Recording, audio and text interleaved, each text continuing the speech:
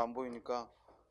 자, 거기 16번을 볼까요? 다음 중 로마저 표기에 맞는 거 됐습니다. 자, 구절리 틀렸지? 왜? 행정구역 리는 붙임표 RI 리를 써야죠. 앞에서부터 써서 LL 아니죠. 리 쓰고 구절은 구절대로 GU, J, EOL 그죠? 다음 2번 종로구. 자, 붙임표 구는 맞게 했는데 문제는 뭐야?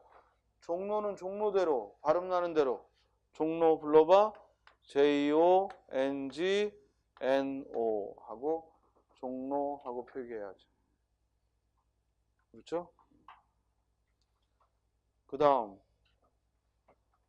소월길 그랬어요. 소월길.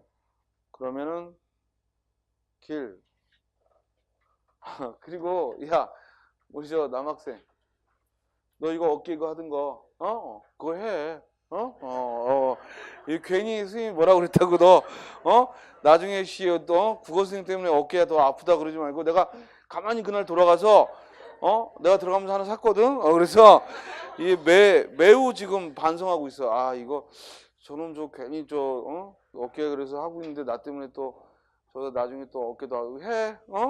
자 그래서 여기 서울길 그러면은 길은 도로명이니까 먼저 붙임표 길 GIL 그죠?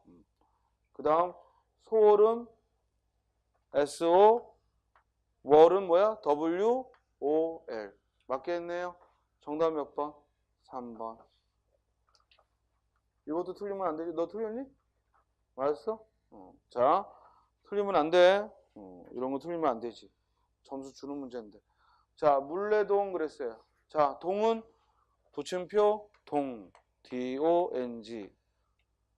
그 다음 물레는 리을이 연달아나니까 뭐야?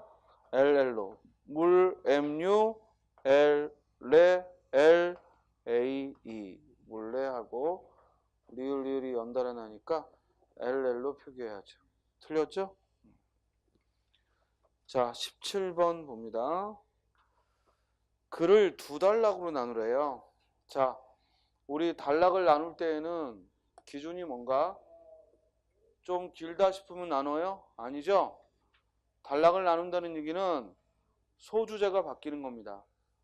이건 바꿔 말하면 글의 화제가 달라지거나 아니면 순서가, 즉 예를 들어 시간적 순서면 과거에서 현재로 넘어갈 때, 또 공간의 순서라면 이 장소에서 다른 장소로 넘어갈 때, 또 입장의 차이가 일어날 때, 이렇게 단락을 나눌 때에는 이유가 있어야 돼. 그냥 길다고 나누는 게 아니라. 그죠? 여러분들이 글을 쓰면은 단락 언제 나와? 좀 길다 싶으면 나누고, 길다 싶으면 나누고. 여러분들이 합격하고 뭐 자기소개서 받으려고 보내면은 제일 안타까운 게 단락을 나눠야 될 때 나누지 않고 좀 길다 싶으면 나누는데 여러분들 자기소개서는 단락을 나눌 일도 없어요. 왜냐면 정해진 주제에 따라 쓰는 거잖아. 자신의 장점을 써라. 그 다음에 뭐 앞으로의 뭐 포부를 써라. 또는 뭐 학창생활 중 가장 기억나는 게 뭐냐. 알겠어요?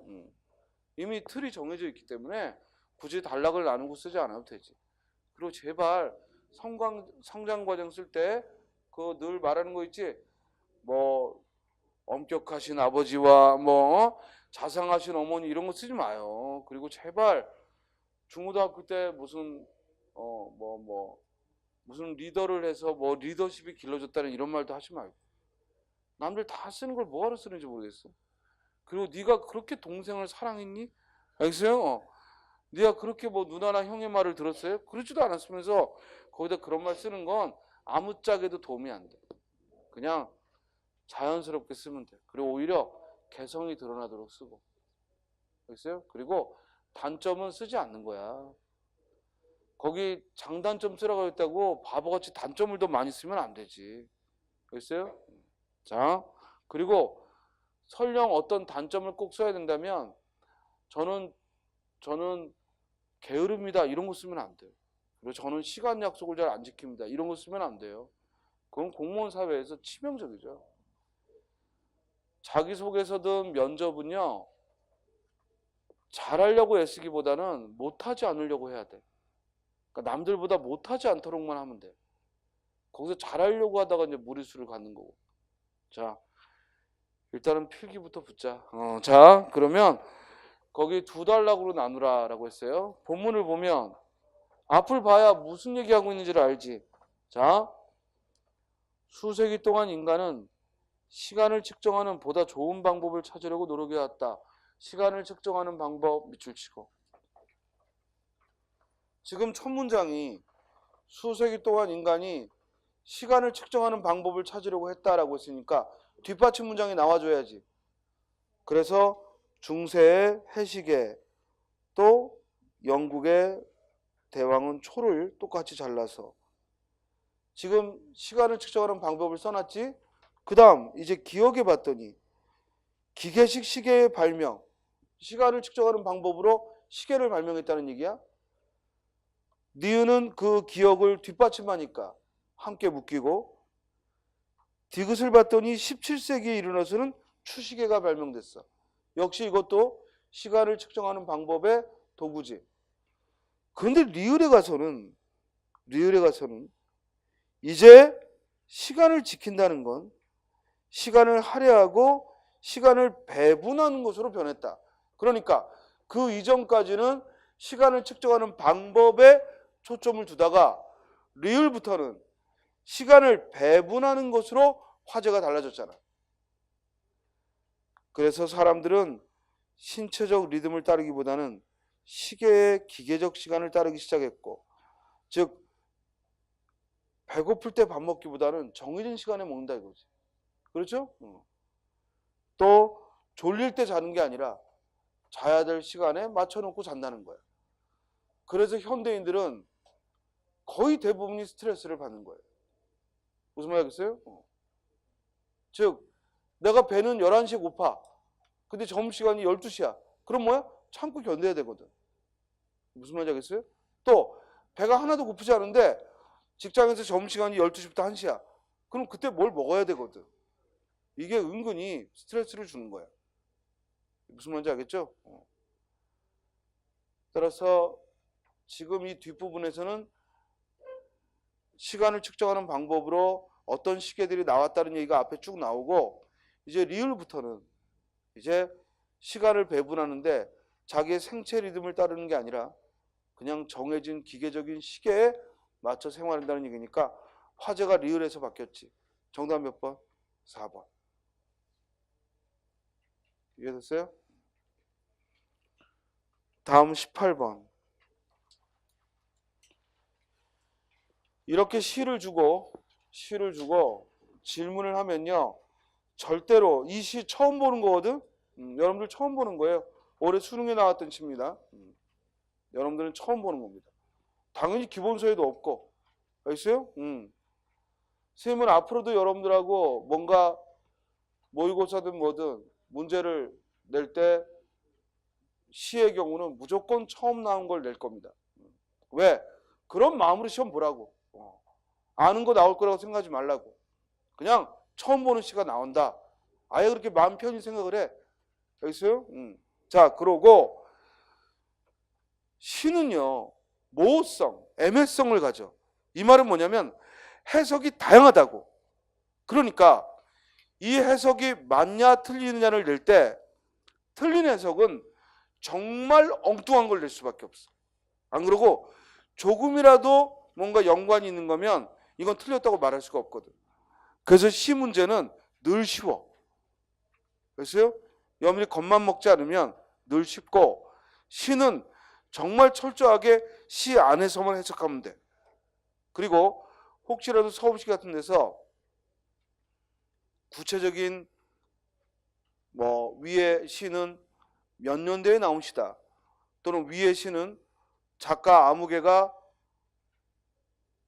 위의 시의 작가 아무개가 같은 작품으로 이러이런 걸 냈다, 이렇게 암기해야 푸는 것, 이런 게 나오면 무조건 패스해버리라고. 왜? 외우지도 않았는데 그거 쳐다보면 뭐 할 거야? 알겠어요? 그러면 그냥 선택지에 낼 게 없으니까 내버린 것 뿐이야. 알겠죠? 그러니까 그런 암기해야 하는 것이 현대시, 고전시가 아니라 현대시. 현대시의 경우는 모르고 가서 푸는 거기 때문에 그렇게 뭔가 지식을 요구하는 게 들어있으면 그건 그냥 패스해버리고 다른 부분을 보라고. 자, 그리고 시 안에서 철저하게 거기에 끼워 맞춰 보란 얘기야. 시 해석의 제일 중요한 건 긍정적인 시어냐 부정적인 시어냐 이 구별이야. 자, 그럼 1번 봐. 1년과 2년은 도치법을 통해 자 선택지가 이렇게 돼 있어. 항상 먼저 표현의 특징이 나오고 그 뒤에 그로 인한 효과를 써놔. 그러니까 일단 표현이 있어야 이 뒷부분이 맞냐 틀리냐를 보는 거지. 이해돼요? 일단 반어법이 도치법이 쓰였어야 뒤에 부분이 맞다 틀리다를 말할 거 아니야. 자, 도치법 쓰였나 가봅시다. 바다 같은 속으로 박쥐처럼 사라지다 기차는 향수를 싣고.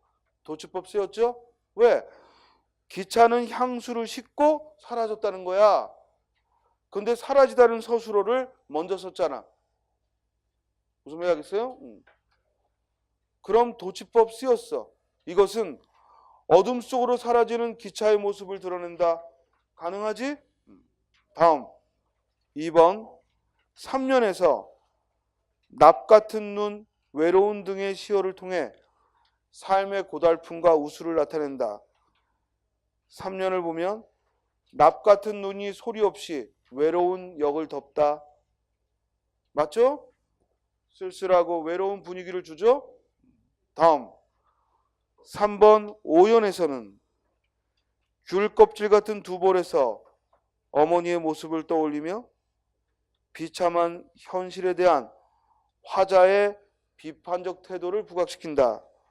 오연을 보면 왜 그리도 내 어머니와 같은지 귤 껍질 같은 두 볼이. 그러니까 그 대합실에 졸고 있는 늙은 할머니를 보고, 그죠? 그의 쭈글쭈글한 피부를 보면서 어머니를 떠올린 거지. 어떤 면에서 공통된다는 거야. 귤 껍질 같은 그 바짝 마른 그 피부를 보며. 따라서 어머니의 모습을 떠올린 거지 현실 상황에 대한 비판? 그건 아니지. 그렇게 끌어댈 만한 뭐 현실의 고달픔 이런 게 안 써 있잖아요. 그렇죠? 그냥 대합실에서 늙어서 졸음이 와서 졸고 있는 할머니를 보고 그 쭈글쭈글한 피부를 보면서 자기 어머니를 떠올린 거야. 그러니까 어머니께서 연세가 있으신 거지. 그렇죠? 여기에 어떤 현실 비판은 너무 오버한 거잖아. 안 써 있으면 그건 오버야. 정답 몇 번? 3번. 자, 4번에 6년과 7년에서 젊은 역부는 적막감이 감도는 대합실의 분위기를 더욱 고조시키며, 그러니까 젊은 역부가 그 고즈넉한 대합실의 분위기를 더욱 고조시킨다. 본문을 보면 젊은 역부의 외투자락에서 툭툭 떨어지는 흰 눈, 한 송이 두 송이 식은 난로 위에 그림을 그리고 사라진다. 이때 이 젊은 역부가 대합실의 분위기를 더욱 고조시킨다. 조용하죠? 젊은 역부의 몸에서 툭툭 떨어지는 눈은 하강의 이미지잖아. 활발함이 아니잖아. 그렇죠? 또한 금방 난로 위에서 사라져버린다고 그랬잖아. 그저 고즈넉이 조용히 사라지는 그런 분위기는 결국 그 역부의 모습에서도 우리는 역무원, 그 역무원의 모습에서도 그런 쓸쓸함과 고독의 분위기를 보게 되죠. 그래서 제목도 한역이야. 한이 뭐야? 추운. 겨울날 추운 대합실을, 추운 역을, 그리고 그 안에서 펼쳐지는 인간 군상의 그런 외로운 모습을 그린 거야. 그래서 이 시는 철저하게 묘사하고 있어. 대합실의 한적한 분위기를 묘사했어. 사회 참여의 시하고는 전혀 관계가 없지. 알겠어요?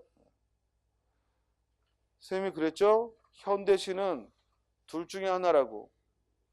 철저하게 문학적인 걸, 철저하게 사회 참여적인 걸. 그렇죠?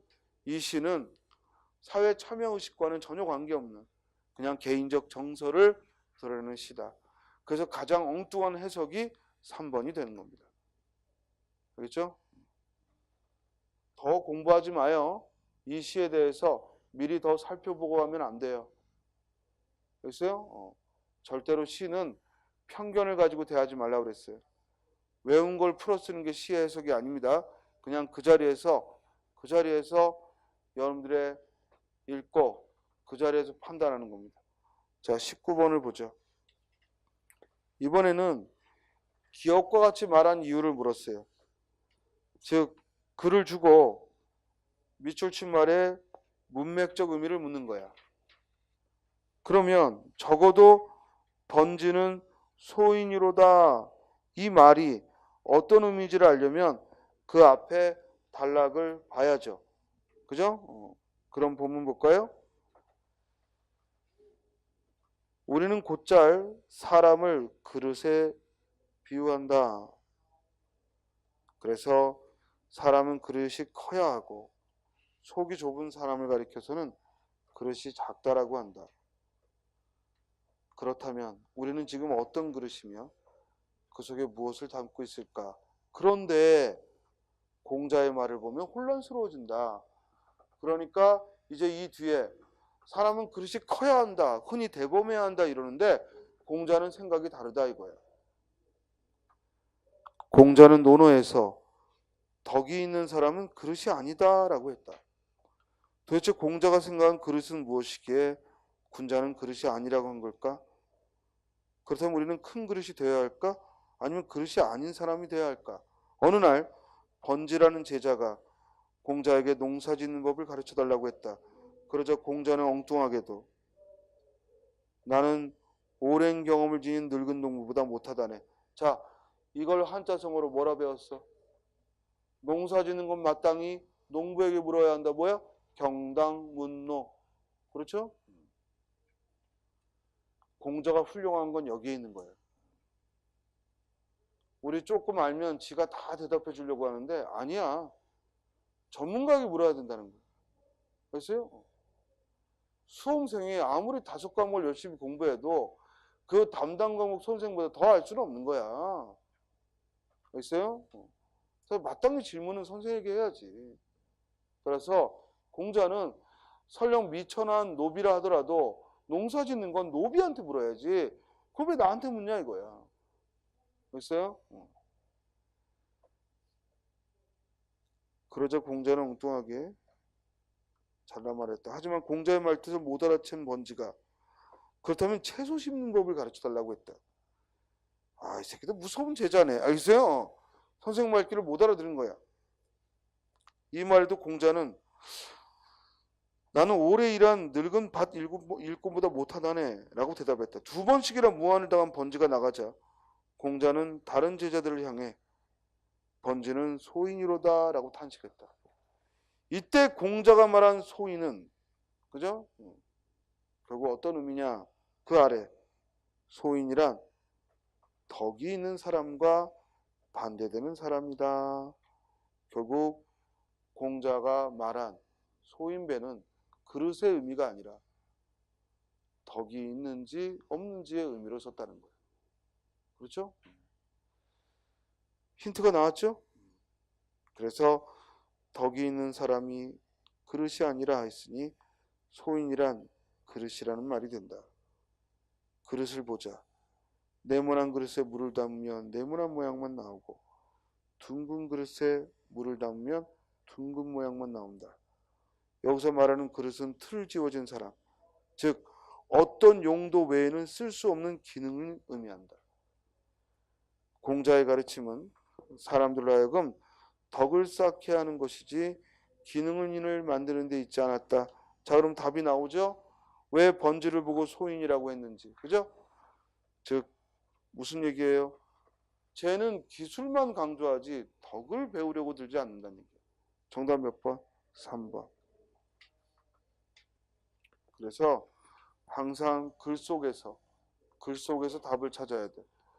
국어 시험이 다른 과목과 다른 점은 다른 과목은 어떤 질문을 하면 그 지식을 알고 있는지를 묻는 거지만 국어는 이 글에서 찾을 수 있는지를 묻는 거야.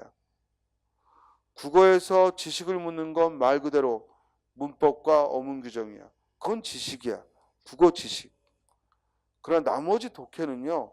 절대로 지식을 묻는 게 아닙니다. 글 속에 있는 걸 찾는 국어 능력을 묻는 거라고. 자, 20번으로 가죠. 그리고 이 글 꼭 한 번 더 읽어놔요. 김교빈의 큰 그릇이 되어 남을 위한 욕심도 담고 라는 이 수필은 우리 시험에 반드시 한번 나올 겁니다. 올해 수능에 나왔던 걸 선생님이 응용한 건데 반드시 나올 겁니다.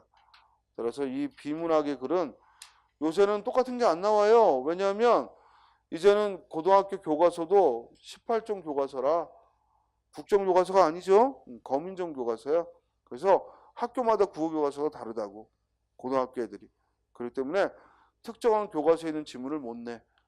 그래서 이렇게 수능에 나왔거나 아니면 뭐 국어 능력 시험에 나왔거나 아니면 우리 시험에 기출됐거나 이런 걸 내지 어떤 교과서에 있는 걸 특정한 교과서에 있는 걸 내는 게 아니기 때문에 여러분들이 이렇게 선생님이 모의고사에 내는 이런 지문들은 꼭 눈여겨 봐두시기 바랍니다. 완전히 자기 것으로 만들어야 돼. 그래서 이 내용이 딱 시험에 나오면 여러분들이 안 읽고도 아 이게 이런 내용이었지 하고 문제를 풀 수 있어야 돼. 그게 우리가 같은 지문을 만났을 때 그때 도움을 받을 수 있는 거야. 문학은 그렇게 할 수 없어. 문학은 내가 알고 있는 게 나오더라도 뭘 물을지 묻는 이의 의도가 강하다면 이 비문학은 그 글의 주제가 있기 때문에 문제를 내도 그 주제에서 벗어나지 않는 걸 묻습니다. 자, 20번. 작가가 아래 작품을 쓰고 시간이 흐른 후에 보기의 작품을 썼다고 하자. 가정한 거야. 두 작품을 비교하여 감상한 내용으로 적절하지 않은 거. 앞에는 가시리를 줬고요. 그런데 뒤에는 시조를 줬죠. 둘 다 아는 거죠? 둘 다 우리가 아는 거야. 1번. 가시리에 나타난 이별은 보기의 초장에 나왔다. 맞죠? 보기의 초장에도 이와 후 흩뿌릴째 울며 잡고 이별한 님, 이별의 장면이 나왔으니까. 다음 2번. 가시리에 나타난 님에 대한 사랑은 보기에도 변함이 없다. 그렇죠? 왜?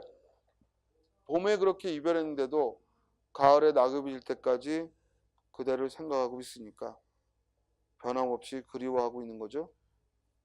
3번. 보기의 초장과 중장을 통해 가시리의 상황 이후에 시간이 흘렀음을 나타낸다. 그렇지. 이별 후에 이만큼 시간이 흘렀음을 말하죠. 지금 전제가 한 사람이 썼다고 가정하자라고 했잖아. 그렇지? 4번. 가시리와 보기 모두 청자로 설정된 님에게 직접 호소한다. 요게 틀렸네. 직접 호소하는 건 뭐야? 가고. 가에선 직접 호소했죠. 돌아오라고. 근데 나는 뭐야? 독백이야. 정답은 4번이죠. 자, 가시리를 봅니다. 가시리의 장르는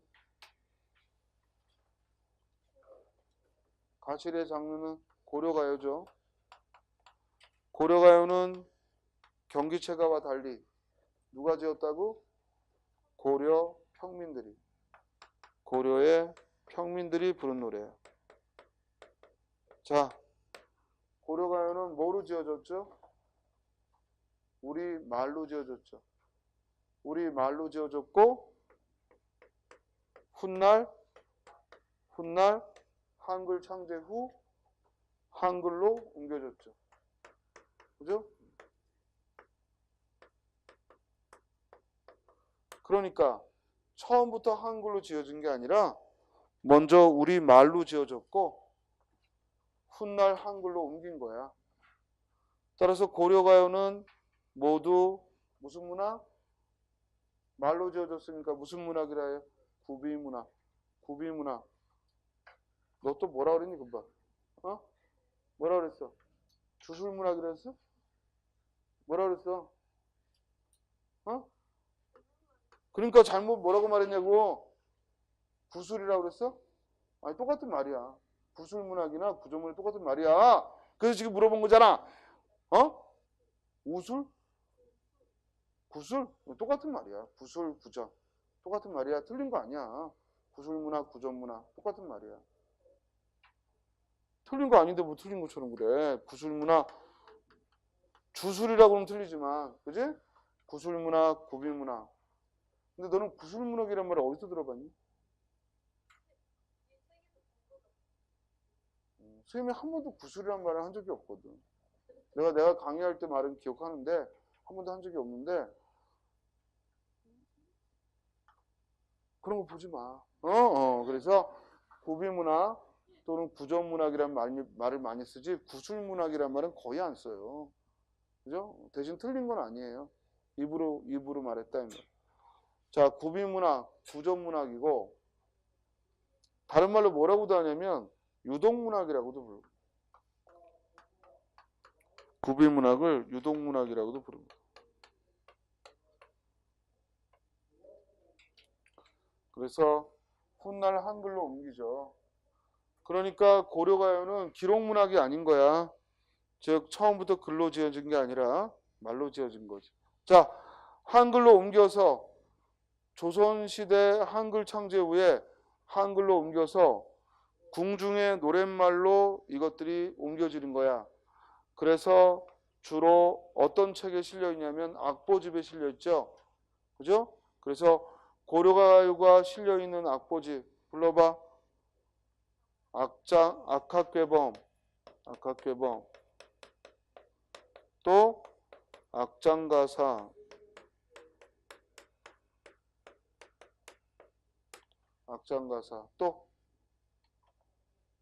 또 음악학자가 들어가는 건데 5자 시용향 악보.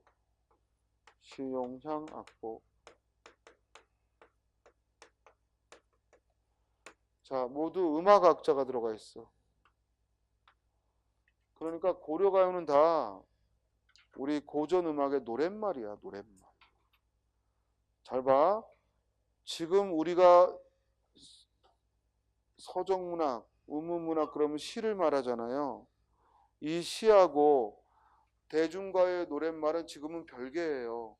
그죠? 물론 대중가요가 이 노랫말을 가져다가 가사를 만들기도 하지만 시인이 작사가는 아니잖아. 그런데 그건 현대 시의 특징이고 고전 시가는 전부 노랫말이야. 그랬어요? 그래서 시조도 시조창이 있어. 무슨 말인지 알겠어요? 그래서 고전문학의 이 시들은 말 그대로 전부 우무문학, 노랫말이라고. 그래서 고려가요도 우리 전통음악의 노랫말로서 즉 한글 창제 후에 이 악보집에 실려 있는 겁니다. 알겠죠? 자, 평민들이 지었기 때문에 그 내용은 대부분 대중적인 정서, 사랑이나 이별이나 혹은 고려민들의 애환을 담고 있고요. 문제는 그 형식이 삼음보예요. 세 마디로 끊어 부르죠. 그리고 대체로 3-3-2조의 음수율을 가져요. 그리고 후렴구가 있죠. 이 후렴구는 내용과는 상관없이 운율을 주기 위해 후렴구를 씁니다. 본문을 보면 가실이 있고 석자 두자. 그래서 삼음보로 끊어 부르는 거예요. 가실이 끊고 있고 끊고. 뒤에 나나는 치지 않아. 이건 그냥 감탄구일 뿐이야. 이건 치지 않아. 버리고 석자, 가실이 석자, 있고 두자. 그리고 후렴구가 있지. 위증절과 대평성대. 태평성대가 아니야. 대평성대. 그래서 이 후렴구는 아무 관계없이 리듬감을 주기 위해 넣었는데, 잘 봐.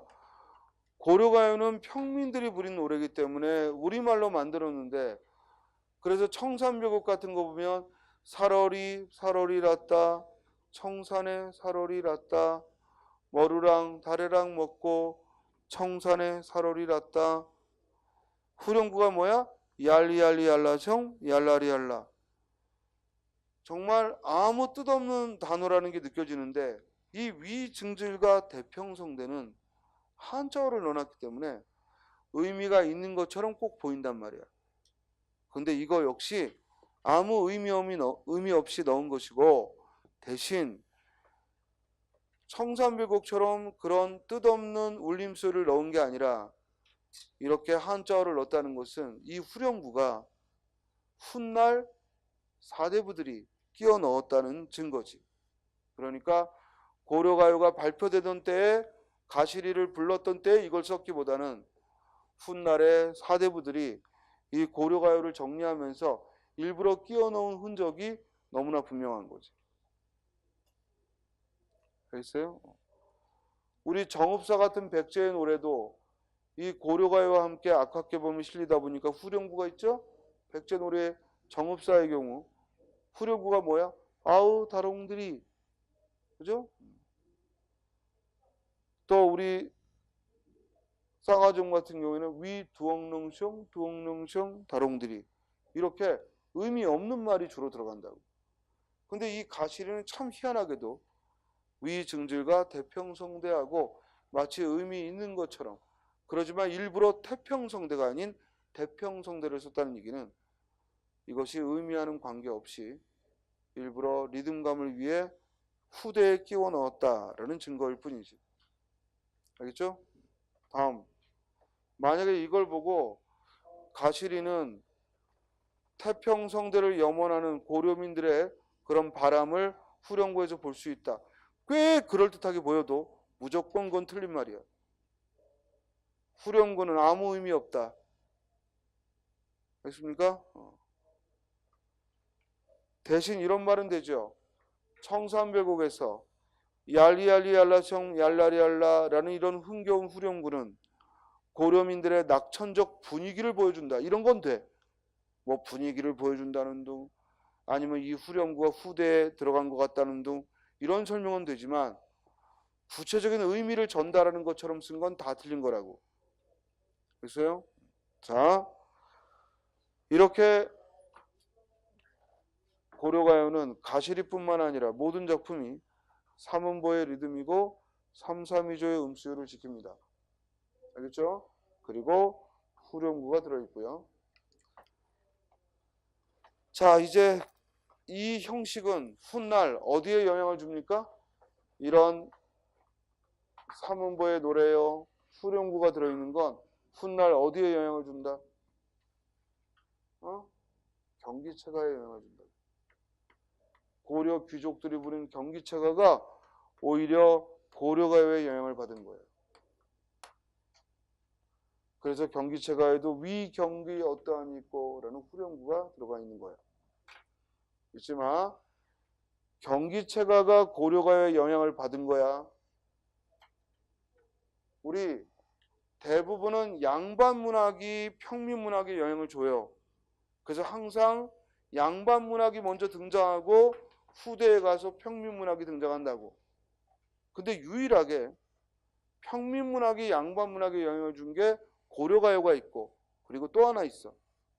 조선 후기에 가서 판소리. 판소리는 평민들이 먼저 즐기고 후대에 양반들에게 영향을 준 거예요. 고려가요와 그리고 판소리는 먼저 평민층이 향유하다가 그 후에 귀족들에게 영향을 준 아주 문학사에서 보기 드문 희한한 케이스입니다. 자, 본문 보죠. 가시리 있고 버리고 가시려 있고, 즉 가시렵니까 버리고 가시렵니까. 지금 장면이 이별의 상황이죠. 날로는 어찌 살라 하고 버리고 버리고 가실이 있고 나는 어찌 살라고 버리고 가시렵니까?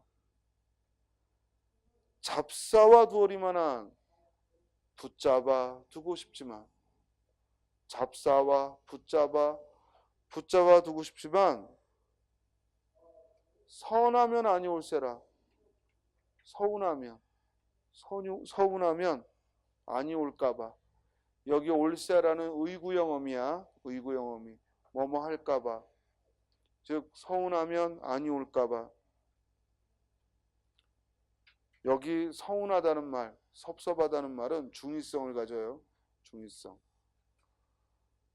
붙잡으니까 님이 서운해할 수 있고 왜? 쿨하게 안 놔주니까. 또 한편으로 내가 서운한 거지. 그렇죠? 내가 서운해하는 거지. 그래서 선하면은 중의성을 갖습니다. 그래서 서론님 보내온나니 서론님 밑줄 치고 역시 서론님도 중의성을 갖는 거지. 님이 서러운 님이다 라고 할 수도 있고 내가 서러운 님인 서론님 보내옵나니 이 뒤에 나누는 아무 뜻 없는 거라고. 1인칭 나누는 아니에요. 자, 가시는 듯 돌아오셔서 직접적이죠. 이 진달래꽃과도 다르죠. 이 가시리는 진달래꽃과 이별의 정서가 가장 일치하는데 진달래꽃과도 다르죠. 이 가시리는 돌아오라고 직접적으로 호소하고 있죠. 갔다가 곧 돌아와라. 가시는 듯 토소오소서 하고 갔다가 곧 돌아오라고 직접적으로 서술했어. 반면에 진달래꽃은 체념의 정서를 드러냈지. 죽어도 아니 눈물 흘리오리다 하고 체념의 정서를 드러냈죠. 자, 보기의 시조는 기생의 노래로 이와우 흩뿌릴 때, 즉 배꽃이 비처럼 내릴 때야. 비가 내리는 게 아니야. 비가 내리는 게 아니고 배꽃이 비처럼 내릴 때. 울며 잡고 이별한 님, 추풍 낙엽에 가을바람에 낙엽이 질 때 저도 나를 생각하는가.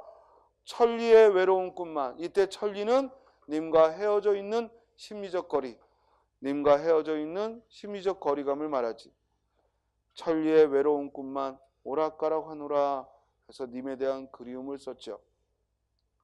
다만 보기의 시가 독백체라면 위에 가시리는 청자를 염두하고 노래를 불렀다는 게 차이가 있습니다. 따라서 20번의 정답은 4번이 됩니다.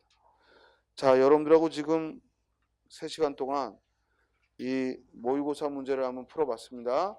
선생님이 이 문제를 통해서 여러분들한테 말하고 싶은 건 앞으로도 어떤 모의고사를 여러분들이 저하고 풀어나가더라도 점수에 연연하지 마시고 반드시 여기 들어있는 지문만은 확실하게 공부하겠다라고 생각을 잡고, 그리고 내가 어떤 점을 놓치고 있나 그 점을 보완한다 생각하면 됩니다.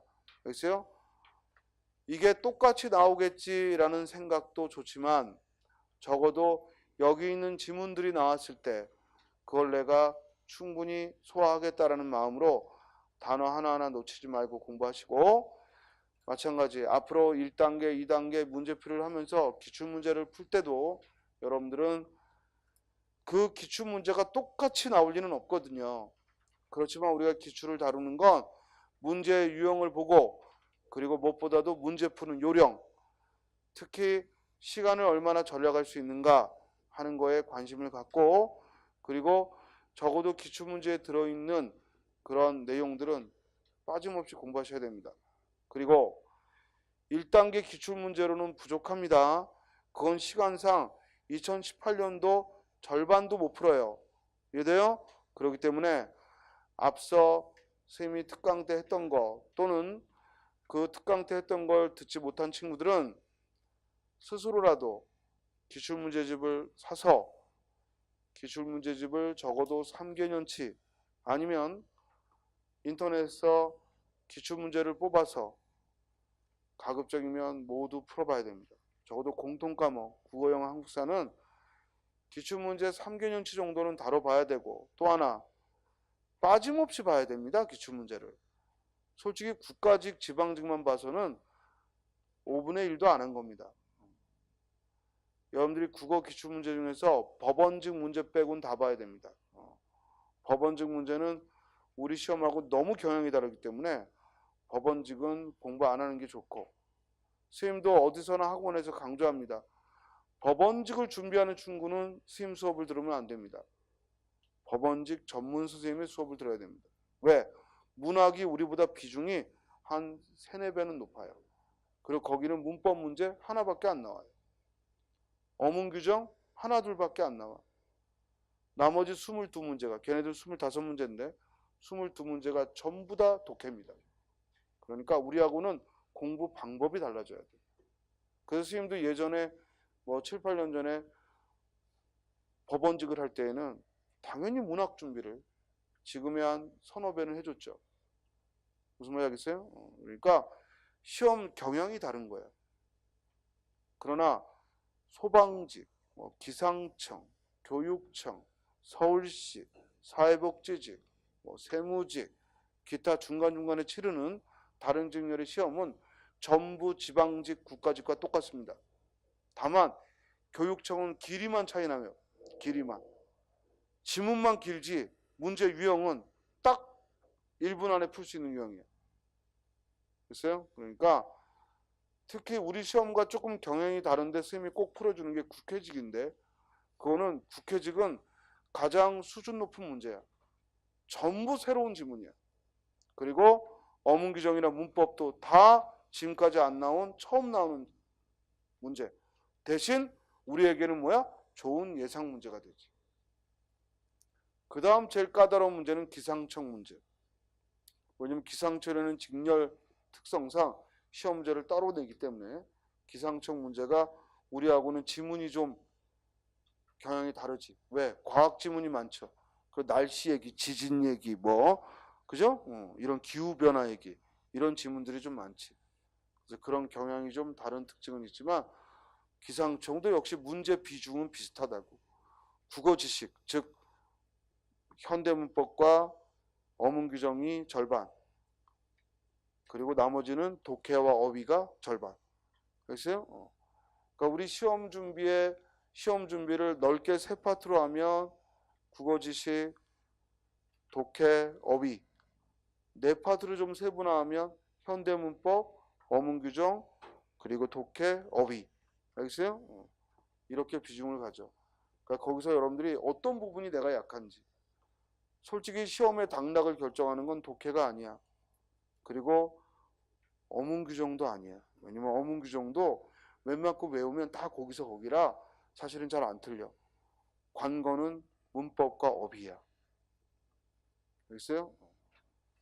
문법은 정확한 지식이 안 돼 있으니까 조금만 말을 바꾸면 여러분들이 틀리는, 알고서 틀리고, 어휘는 혼자 국어사전을 찾는 노력을 안 하면 키워지기 힘들거든.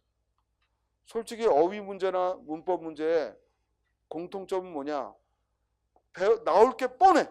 둘 다 나올 게 뻔한데 안 하는 거야. 한자도 나중에 돌아보면 전부 주의할 도금, 그리고 동자 이음어, 또 주의할 한자성어, 벗어나는 게 없거든. 분명히 자료는 뻔한데 여러분들이 틀린다는 얘기는 뭐야? 안 본다는 얘기거든. 그건 이해력이 없는 게 아니라 반복하지 않았다는 거거든. 그래서 무엇보다도 어휘력은 부지런히 반복한 사람이 좋은 점수가 나오기 때문에 선생이 어떻게 가르치느냐고 관건이 아니거든. 문법은 처음에는 선생의 쉬운 설명이 필요하지. 그러나 그게 자기 머리에 소화되려면 역시 반복해야 돼. 사실 어문 규정은 처음만 좀 까다롭지. 나중에 보면 뭐야? 거기서 거기야. 독해는 절대 여러분들을 좌우하지 못해. 그건 시험장 가면 독해는 시간 싸움일 뿐이니까 내용이 어렵거나 하는 게 아니고, 또 미리 알고 갈 것도 없고 독해는. 그렇기 때문에 그런 건 시간 싸움이라 얼마든지 스님이 말한 핵심, 무조건 글의 문단의 앞부분에 주목해라. 이것만 잊지 말고 그리고 좀 시간을 전략하는 방법만 훈련하면 돼요. 자, 오늘 1시간만 더 합시다. 그래서 1시간 더 우리 지난번 풀던 사자성어 교재를 가지고 좀 더 풀어주고 그리고 올해 수업을 또 마치도록 하겠습니다. 또 야간 수업이 있다 보니까 그 정도로 하도록 하죠. 잠깐 쉬었다가 지난 시간 이어서 수업하도록 하겠습니다.